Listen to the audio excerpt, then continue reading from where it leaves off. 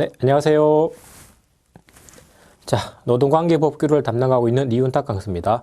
자, 오늘부터 저랑 같이 노동관계법규 관련되는 기본적인 내용들을 같이 설명할 텐데, 일단 전체 기출 문제를 쭉 분석해 보신 분도 있겠지만, 분석을 해보면은 지금 시험 공고문에는 법이 여러 가지 쭉 나오죠, 이렇게. 그런데 보통, 그러니까 1법당, 물론 법령, 시행규칙까지 다 포함되는 겁니다. 자, 1법당, 일단 통상적으로 적게 나오면 한 2문제, 그리고 많이 나와봤자 그 3문제, 가끔 4문제가 있긴 한데 평균적으로 법마다 한 2-3문제 정도가 나옵니다.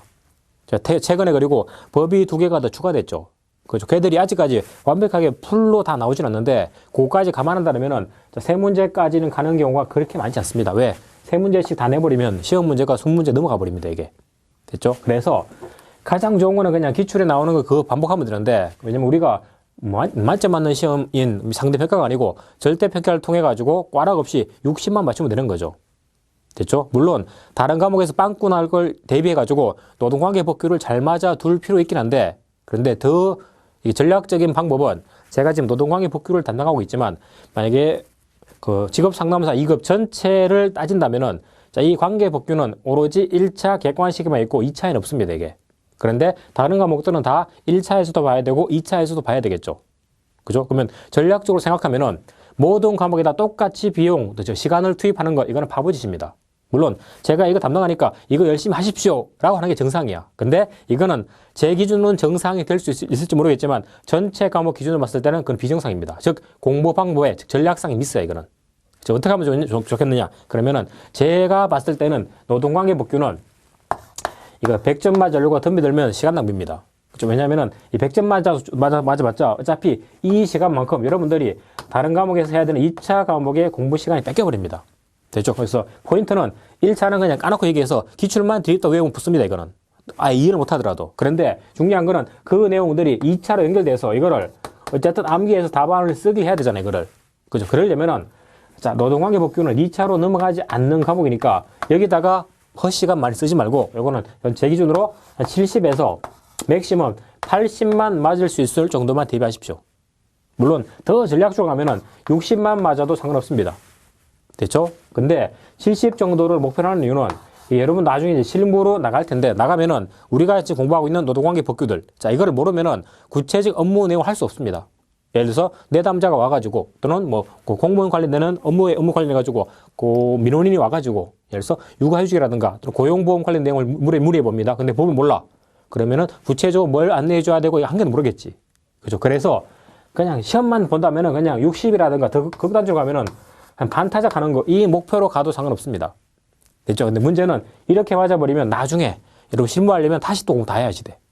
됐죠? 근데 요거랑 그러면 공부를 훨씬 더 많이 해야 되느냐? 아닙니다. 그건 미세한 차이기 때문에 제가 지금 한 22시간 안쪽으로 지금 수업을 할 텐데, 여기서 필요한 내용을 제가 조금 더 추가해서 설명해 드리면은 충분히 2점수 나오고 여러분들이 실무할 때도 구체적인 법령까지 다 할 수 있는 그런 수준까지 갈 수 있습니다. 됐죠? 그래서 만점 맞으려고 특히 이상한 부분까지 다 외우려고 덤비지 말고, 그리고 제가 수업할 때도 자, 내용 자체가 너무 복잡하거나 암기할 게 많은 것 같아. 근데 시험에 안 나오면 그냥 버리는 거고, 근데 시험에 나온 적이 있더라 그러면은 기출되는 부분만 포인트를 잡고 그리고 나머지 부분들은 제가 그냥 버리라고 할 겁니다. 왜냐면 걔들은 어차피 공부해봤자 맞추기 쉽지도 않고, 그리고 거의 나오지도 않은 부분입니다. 됐죠? 그래서 목표치는 70 정도를 목표치로 해서 갈 겁니다. 그럼 여기서 남는 시간은 1차에다 쓰지 말고 웬만하면은 2차 과목에다가 좀 더 시간을 투입하십시오. 그래야지 빨리 붙는 전략이에요, 이게. 됐죠? 그리고 1차도 지금 제가 다 단어하기 힘들겠지만 과목별로 쭉 기본 강의 다 들어봐, 일단. 됐죠? 그러면은 본인이 맞는 과목이 있고, 그리고 본인이 너무너무 어려운 과목이 있을 겁니다, 분명히. 그러면 전략적으로 본인이 맞는 과목에서 70, 80을 목표로 하고, 그리고 너무너무 어려운 부분이 있죠. 보통 무슨 학이 들어가는 것들. 자, 얘들은 기본적으로 꽈락은 면해야 되니까 50 정도를 목표로 하십시오. 50 정도. 그러면은 이쪽에서 맞은 점수를 이쪽으로 빌려주면은 무난하게 합격 점수 나오기 때문에 이런 식으로 전략을 짜면 됩니다. 그러니까 제일 중요할 것은 1차에다 하면 너무 몰빵해가지고 2차 시간을 뺏지 말자. 왜냐면은 1차에다 몰빵하고 2차 시간 빼버리면 그만큼 또 수험 기간이 늘어나는 겁니다, 이게. 됐죠? 그래서 이게 시험 자체가 이게 주제로 봤을 때는 정말 공부를 많이 해야 되는 거 맞는데, 그런데 시험에는 그런 것들이 나오지도 않고 요구하지도 않기 때문에 여러분들은 합격할 수 있는 정도의 내양을 전략적으로 좀 대비하자. 그래서 지금 수업에서는 거기에 해당되는 부분, 그래서 이해할 부분은 최대한 이해를 하고, 그리고 이해가 필요 없이 단순 암기다. 그러면 제가 두 문제를 따든 뭘 하든 암기를 시켜드릴 겁니다. 그러면 그 부분만 암기해서 넘어가시면 됩니다. 됐죠? 그리고 나머지 시간은 최대한 확보를 해가지고 그거를 2차 관련되는 과목으로 조금 넘기자. 됐죠? 그렇게 하시면 될 것 같습니다. 그래서 법원 그리고 보시면은 크게 봤을 때 뭐 노동기본권 있고 노동기본권, 기본권, 물론 그 이전에 연역, 우리 노동법이 어떻게 만들어졌는지 연역, 물론 한 문제 한 문제 나옵니다, 이것도. 자, 그리고 그 다음이 근로기준 법령. 됐죠? 뭐 그 외에 뭐 남녀고병법부터 쭉 나가는데 일단 이 모든 법들이 똑같은 병렬적으로 똑같은 내용들이 아닙니다. 이게 마치 군대로 따지면 똑같은 계급이 아니야, 애들이. 그죠? 어떻게 따지느냐? 일단 제일 중요한 군대로 따지면 이 사람이 장이야, 장. 그죠? 그게 대표적인 법이 근로기준법입니다. 그리고 다른 모든 노동관계 법령들은 물론 노동기본권을 바탕으로 해서 이렇게 만들어졌지만 이 근로기준법의 해석을 전제로 해서 다른 것들이 파생되는 겁니다. 되겠죠? 그렇기 때문에 일단 수업에서는 이게 문제는 얘나 똑같이 나오지만 근데 전략적으로 나머지 부분이 이해가 되려면은 근로기준법 관련 내용들, 특히 연역이라든가 노동기본권 합쳐지는 근로기준법 관련되는 부분에 대한 일단 전제가 돼야 됩니다. 왜? 이 기본적인 법리 마인드를 통해서 나머지를 해석하는 거야. 마치 수학으로 따지면은 구구단하고 일단 뭐 더하기 빼기 곱하기는 알아야 되겠죠. 이거 알아야지 다른 공식으로 넘어갈 수 있는 겁니다, 이것들이. 됐죠? 그래서 수업 시간은 똑같이 가는 게 아니고 얘네들에다가 수업 시간이 다른 것보다 한 0.5 이상 조금 더 붙을 겁니다, 이렇게. 자, 그렇게 하는 이유는 야, 문제가 똑같은데 왜 더 하느냐? 왜냐면은 얘들에서 공부한 내용들을 다른 데서는 그냥 그대로 써먹어. 되겠죠? 그렇기 때문에 이 부분을 조금 더 자세히 하고 나머지 부분들은 나올 수 있는 주제만 딱딱 체크해서 갈 겁니다. 왜? 어차피 나오는 것만 나오고 안 나오는 거 안 나와버립니다. 되겠죠? 자, 일단 첫 번째 나오는 주제가 노동기본권이죠. 이쪽에서 한두 문제가 나오는데 이쪽은 뭐 단순하게 암기할 부분이 아니고 이해를 하셔야 돼. 자, 첫 번째 보시면 자, 노동법에 의해서 노동법의 생성이 나오죠. 그럼 우리가 앞으로 노동관계 법령들 이것들을 배우게 될 텐데 그러면은 노동법은 뭐고 얘가 어떻게 만들어졌느냐 이걸 좀 아셔야 됩니다. 자, 노동법은 이게 다른 법하고 다르게 만들어진 지가 오래된 법이 아니죠, 이게. 예를 들어서 민법이라든가 뭐 형법 이런 것들, 훔치지 마라, 계약할 때 돈 줘라 이런 것들, 이거는 이미 인류 역사가 만들어졌을 때 그때부터 이미 있던 법입니다, 이거는. 됐죠? 그런데 이 노동법이라는 것은 요거는 딱 찍어서 얘기하면은 영국에서 산업혁명이 일어났을 때, 그죠? 그때 원래는 가내 수공하고 농사 짓고 하는 사람들이죠. 근데 이 사람들이 한 장소에서 같이 모이기 일할 때, 즉 집중 생산할 때, 그게 바로 산업혁명이죠. 그때 산업혁명 그 시점에 노동관계에서 문제가 발생하니까 그때 이제 만들어진 법들이 노동법입니다. 그래서 다른 법에 비해서는 얘는 역사가 짧아, 이게.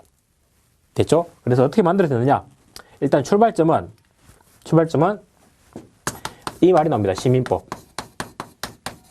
자, 이때 시민은 우리 지금 말로 하면 이렇게 민법이에요, 민법.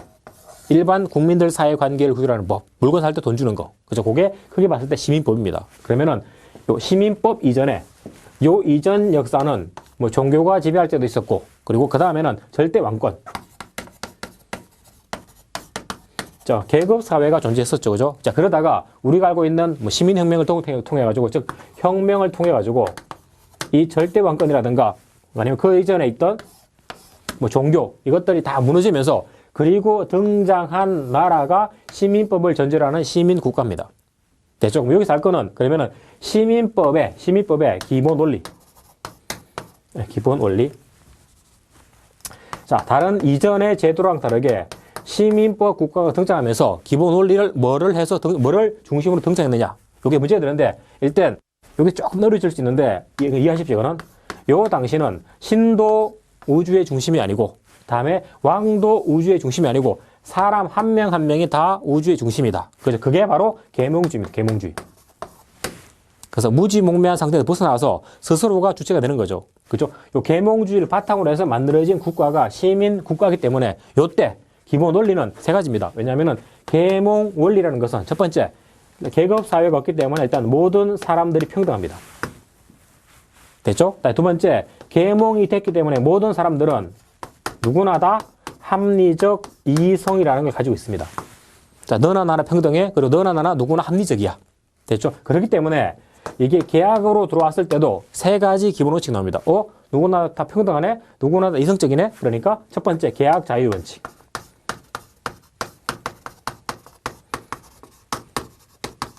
자, 계약 자유 원칙은 뭐 더 깊이 들어갈 수 있는데 간단하게 보면은 자, 계약을 하는 것은 자유다. 그 말은 계약을 누구랑 할 거냐? 주체. 자, 계약 내용을 어떻게 할 거냐? 내용. 그죠? 계약 어떻게 종료시킬 거냐? 종료. 이런 문제는 누가 정한다? 당연히 모든 사람들은 평등하고, 즉 사는 사람, 파는 사람 누구나 다 평등해. 그렇기 때문에 누구고, 그리고 사는 사람, 파는 사람은 누구나 다 합리적이야. 그러니까 계약은 너네 마음대로 해. 국가 개입 안 할게. 이게 계약 자유 원칙입니다. 계약 자유 원칙. 됐죠? 계약을 할지 말지 어떻게 할지 누구랑 할지 이게 계약 자유. 너네 마음대로 해라. 됐죠? 왜? 누구나 다 평등하고 누구나 다 합리적 이성이 있으니까. 됐죠? 자, 요 상태가 첫 번째고, 자, 두 번째는 소유권 절대의 원칙.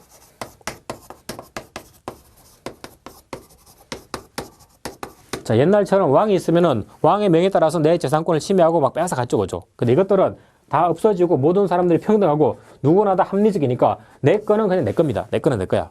즉, 내 거를 국가적 목적으로 또는 다른 목적으로 이걸 함부로 빼앗아갈 수 없습니다. 왜? 내 거는 내 마음대로 하고 내 거는 절대적이니까. 물론 이게 이제 최근에 우리나라에 나타난 것처럼 이게 너무 비화되면 이제 소위 말하는 갑질. 내 거 내 마음대로 하겠다는데 이렇게 할 수 있겠죠. 근데 이 당시는 그런 개념이 아니고 옛날에는 왕이라든가 귀족들이 내 걸 막 빼앗아갔으니까 그거 하지 마. 왜? 누구나 평등하니까. 그래서 소유권은 함부로 침해하지 마. 왜? 절대적인 거니까. 됐죠? 이렇게 한 겁니다. 자, 그다음에 세 번째가 과실 책임 원칙.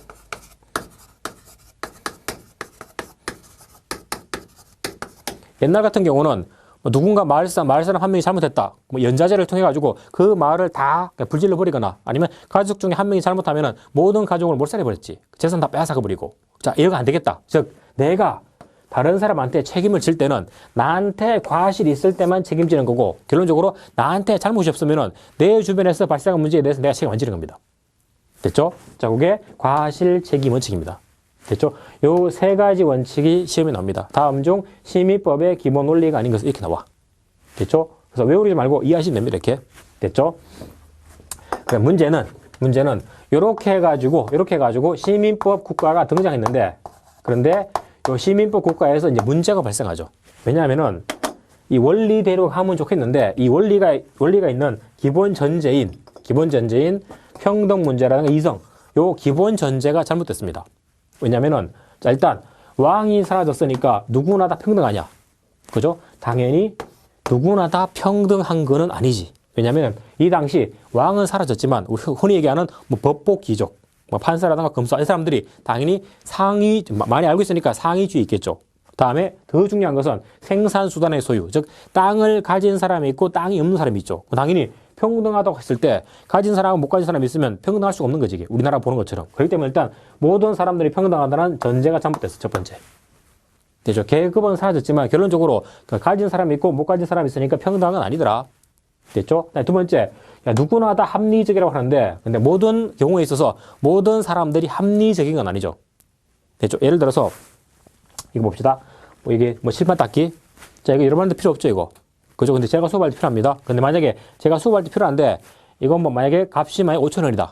그럼 5,000원 주면 사면 돼. 근데 이걸 누군가 저한테 야, 이거 5만 원이니까 사. 안 사겠지. 합리적이니까. 근데 문제는 만약에 지우개를 말도 안 되겠지만 지우개를 가지고 우리 직업 상담사 시험 볼 때 이 지우개를 제출하면은 합격증을 준대. 말도 안 되겠지만. 그러면은 이거 5만 원 주고 사라 그러면 안 살 겁니까?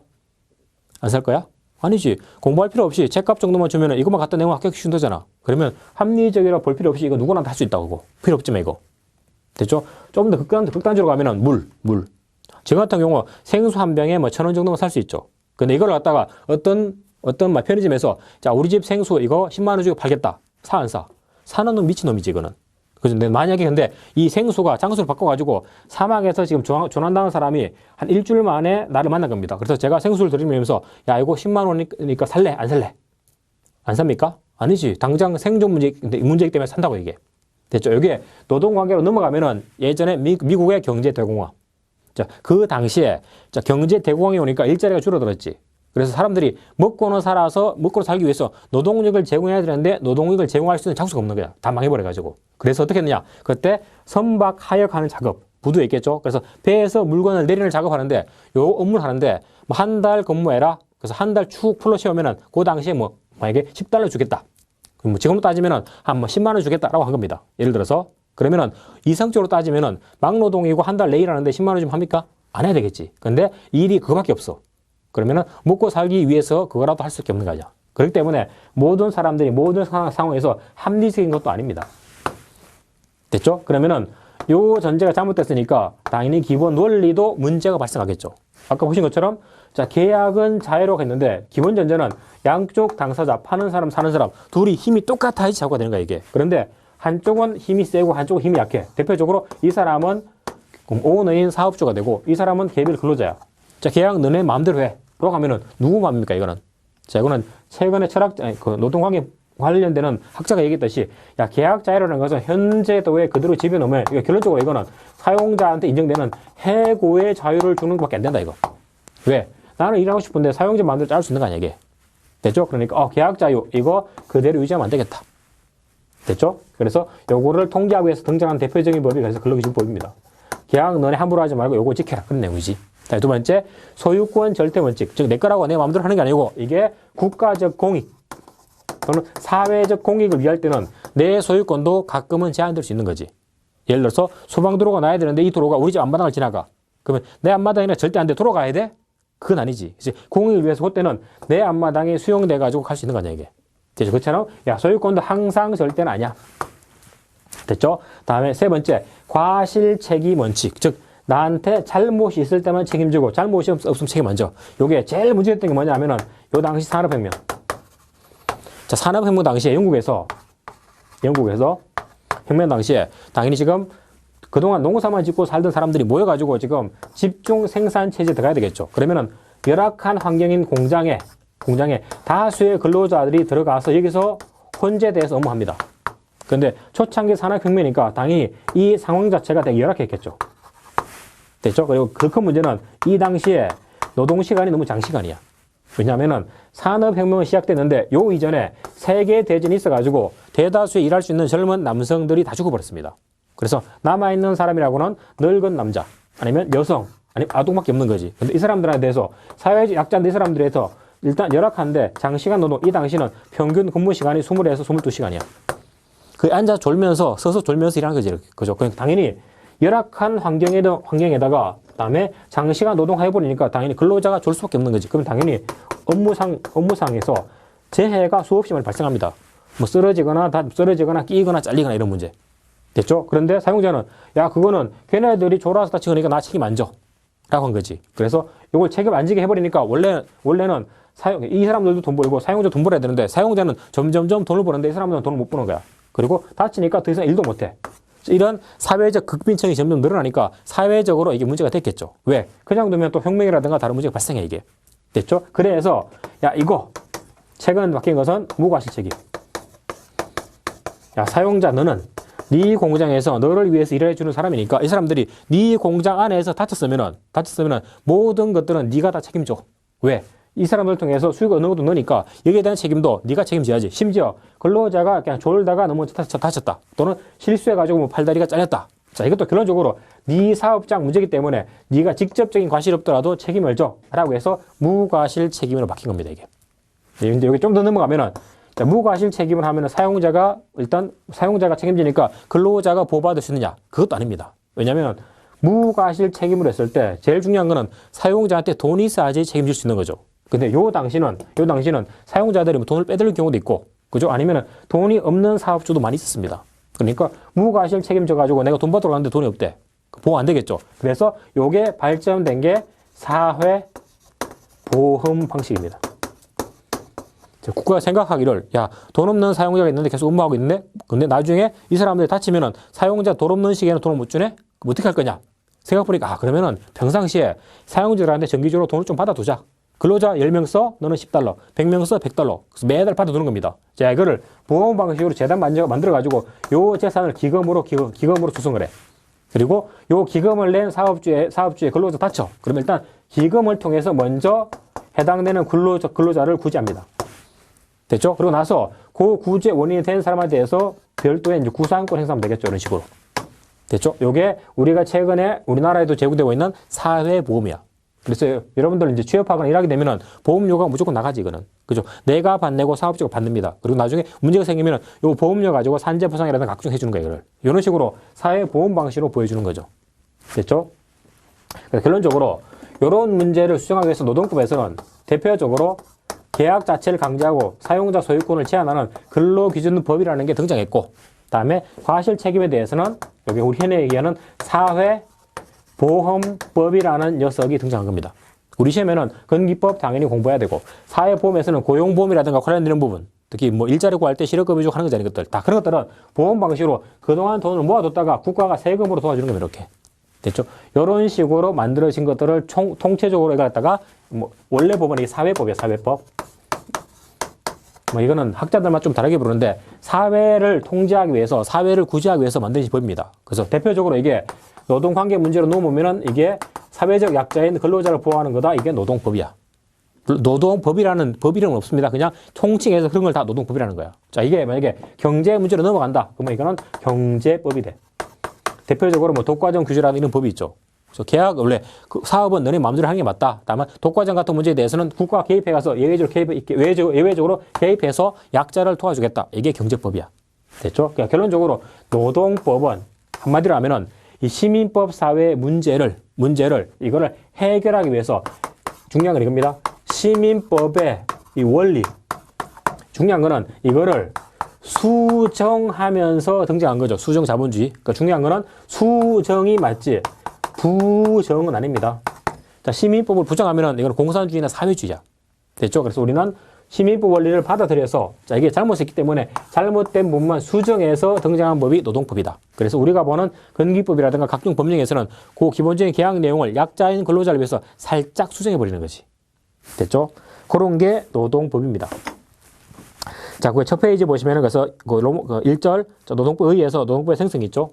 뭐 길게 설명했는데, 자, 첫 번째 보시면, 자, 첫 번째 시민법 원리와 한계. 아까 얘기했던 시민법 원리는 소유권은 절대적이다. 그리고 계약은 자유롭게 해라. 그리고 책임은 과실 있을 때만 부담해라. 라고 했는데, 문제는 이렇게 가버리니까 열악한 조건 또는 가진 자에 대한 복주, 이게 빈번히 발생하니까 이걸 수정하기 위해서 등장한 법이 사회법이고 대표적인 법이 노동법입니다. 됐죠? 그래서 그 밑에 수정 원리로 제가 쭉 써놓은 내용 읽어보십시오. 고 있는 것처럼, 자, 기본 원리 한계를, 요거 세 가지죠. 그 한계를 수정하기 위해서 실질적 자유평등을 도모하기 위해서 밑에 있죠. 뭐 열악한 조건 방지를 위해서 최저 조건을 국가에 강제버려. 계약할 때 요거 밑으로 가지 마. 뭐 대표적인 게 최저임금법이죠. 1시간 근무하면은 무조건 뭐 10,000원을 줘. 이런 식으로. 됐죠? 다음 두 번째, 그 과실에 대해서는 과실이 없더라도 무조건 책임져. 여기 뭐냐? 산업재해보상보험법. 됐죠? 그리고 사용자 해고를 통제하고 근로자 생활을 원정하기 위해서 뭐 실업보험제도, 뭐 그 뒤에 나오겠지만 각종 급여들이 많이 나오죠, 그죠? 그것들.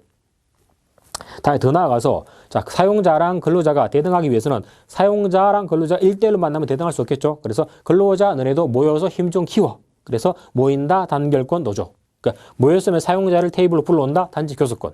불러와서 말 안 듣는다 그 힘을 보여주라 단체 행동권. 이런 식으로 가는 겁니다. 됐죠?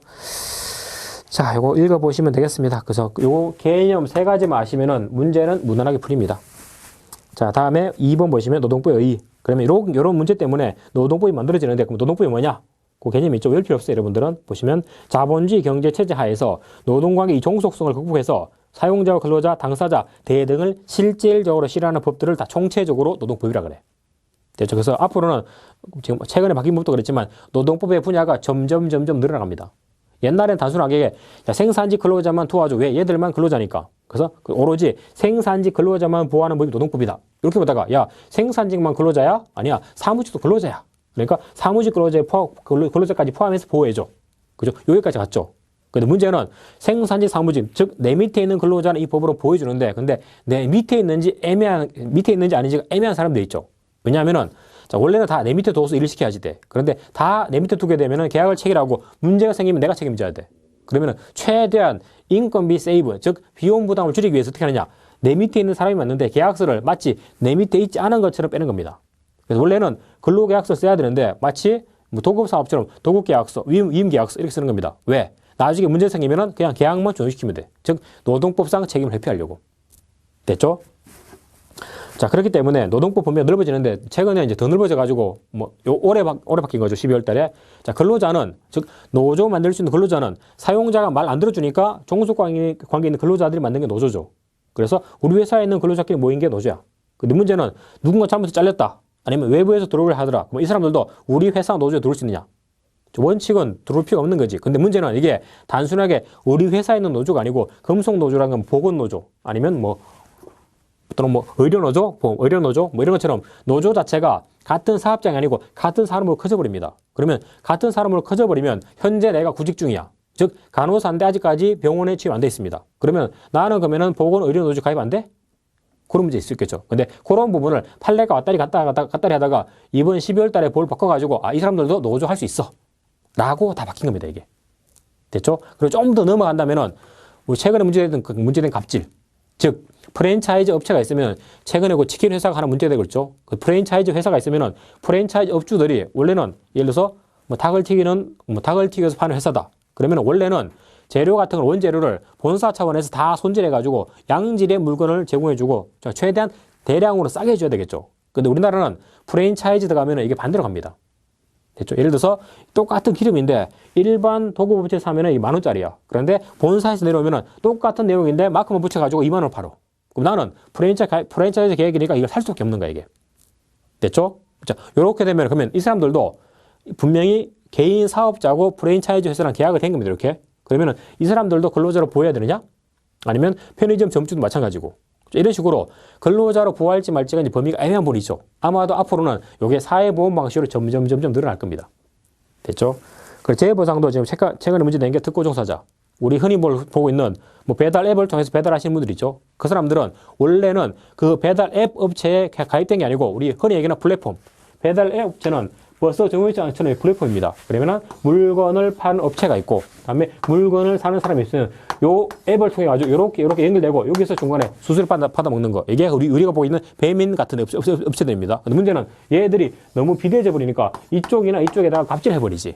그러면은 갑질 당하는 소상공인 이 사람들도 보호할 거냐? 원래 이 사람들도 근로자가 아니기 때문에 보호할 필요 없습니다. 그런데 이런 식으로 점점 커지면은 보호할 범위가 넓어질 수 있겠죠. 됐죠? 자, 그런 거랑 맞닥뜨리는 법이 노동법입니다. 됐죠?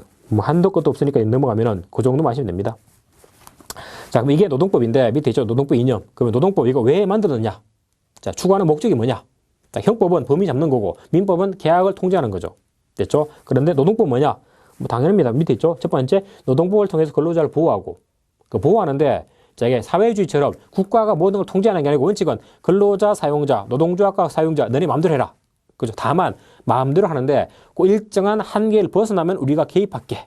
그게 뭐냐? 두 번째 있죠? 노사 자체의 최대한 존중입니다. 요거는 다른 법 시험에서 우리 시험에 나오는 다른 법령들 조문에 문제에서 요게 정말 많이 나옵니다. 이래가서 국가 차원에서 뭘 해줘라. 그러면 국가가 먼저 하고 안 됐을 때 사용자가 하느냐? 아닙니다. 원칙은 너네끼리 해. 그죠? 다만 안 되면은 예외적으로 국가가 개입해서 도와줄게. 그게 뭐냐? 노사 자체의 최대한 존중이에요. 만약에 노사 자체를 훼손하면은 이거는 자본주의가 아니고 사회주의지. 그래서 뒤에 이게 정답으로 정말 많이 나오는 지문입니다. 이게 조문에서 각종 법령에서 원칙은 국가가 모든 걸 주도한다 아닙니다. 원칙은 회사랑 근로자가 주도하는 겁니다. 다만 안 됐을 때 이외적으로 다른 거예요, 이거는. 자, 요거는 정말 많이 나와 다른 법에서도. 그리고 노동법은 무조건 근로자만 보호하는 게 아니고 있죠? 공사 이익을 최대한 존중해 줍니다. 됐죠? 왜냐면 근로자만 너무 보호하다 보면 잘못하면 회사가 망해버리지. 망해버리면 어떻게 돼? 결론적으로 망해버리면 근로자도 보호가 안 됩니다.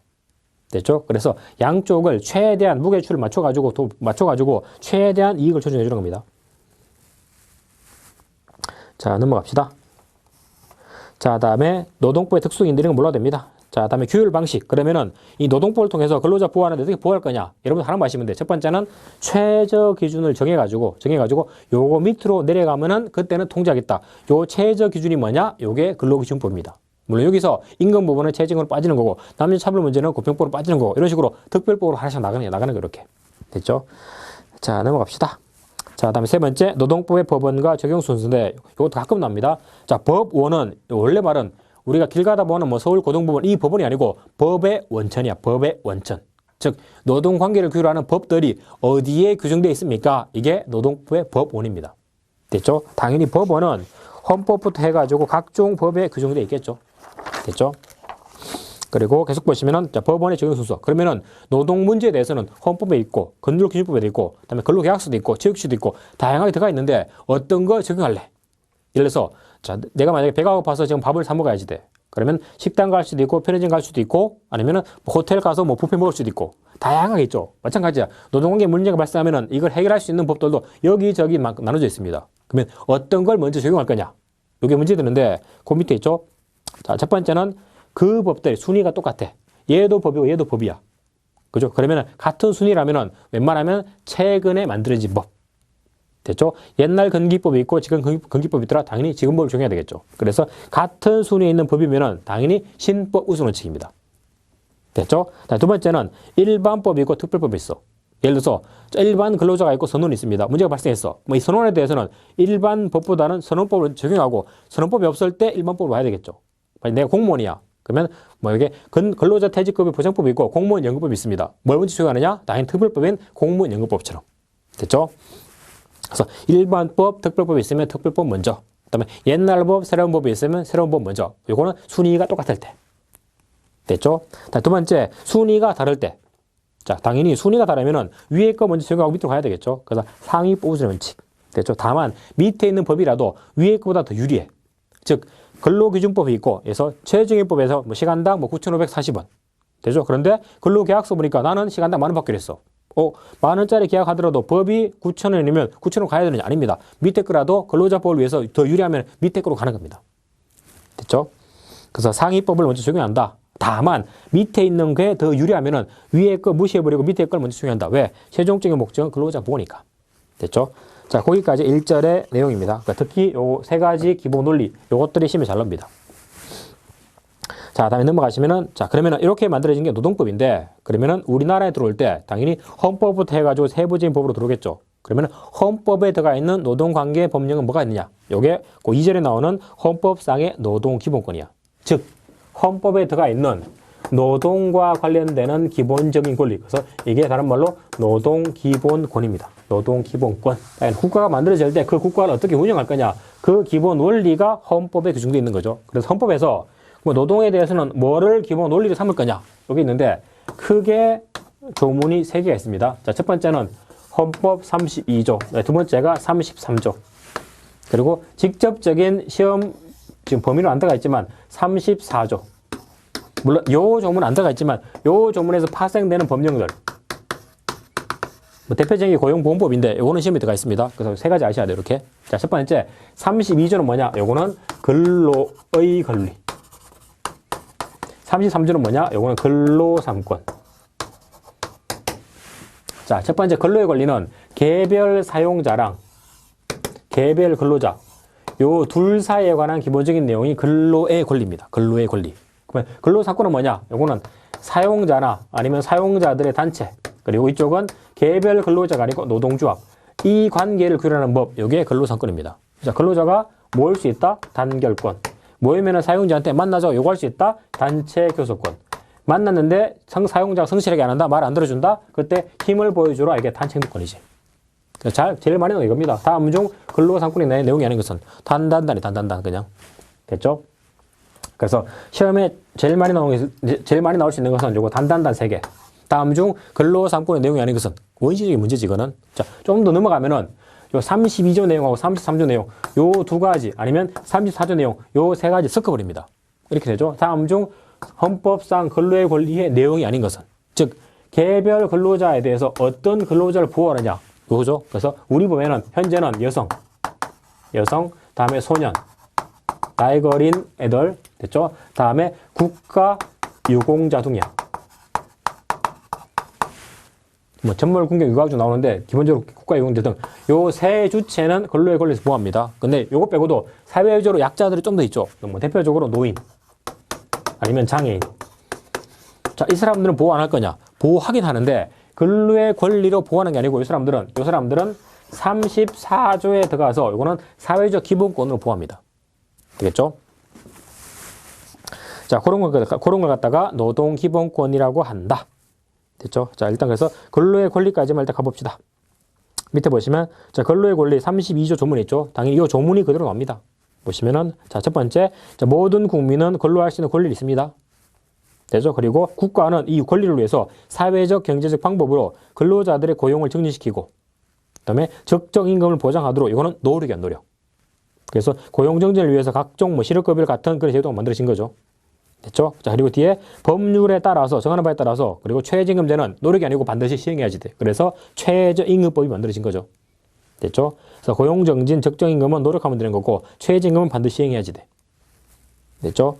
자, 두 번째, 그리고 모든 국민은 근로의 의무도 지는데, 이 의무는 그냥 도덕상, 윤리상 의무입니다. 국가 의무처럼 끌려가는 게 아니고, 그렇기 때문에 그 국가는 근로 의무의 내용과 조건은 국민들의 의사, 그래서 즉, 민주주의 원칙에 따라 정하는 겁니다. 물론 이거 윤리 도덕상 의무입니다. 뭐 국방 의무라든가 납세 의무처럼 반드시 해야 되는 거 아니야, 이거는? 만약에 법상 의무면은 모든 사람들은 근로의 의무를 진다. 그리고 이거는 법상의 의무다라고 하면은 뭐 노숙자라든가 이 사람은 다 끌려가야지 돼. 왜? 의무 이행 안 한 거잖아. 그럼 강제 끌고 갈 수 있는 겁니다. 말이 안 되겠지, 이것도. 그렇기 때문에 이때 의무는 윤리 도덕상의 의무다. 그리고 내용에 대해서는 그래서 국민한테 물어봐라. 그게 뭐냐? 민주주의 원칙에 따라 정하겠다고 얘기입니다, 이것도. 그리고 세 번째 제일 중요한 거, 근로 조건, 임금부터 해고까지겠죠. 이 조건들의 기준을 정하는데 막 정하지 말고, 있죠? 인간의 존엄성이 최대한 보장될 수 있도록 그 내용을 법률로 정해라. 그렇게 만들어진 대표적인 법이 근로기준법입니다. 됐죠? 조건을 막 정하는 게 아니고, 뭐 시간이라든가 휴일을 막 정하는 게 아니고, 인간의 존엄성이 보장되는 방향으로 정하는 겁니다. 그리고 4, 5, 6 묶으셔야 돼. 자, 보시면 4, 여자 근로는 특별히 더 보호해라. 그래서 구체적인 내용이 우리 근로기법에는 4장, 5장에 들어가 있고, 좀 더 강화된 법이 남녀 고용 평등법입니다. 뒤에서 하기로 하고. 그리고 애초에 있던 공장 노동법처럼 연소자 근로도 특별히 더 보호해라. 그래서 이것도 근기법에서 연소자 나이도 제한하고, 그 계약도 제한하고 다 통제합니다, 이것도.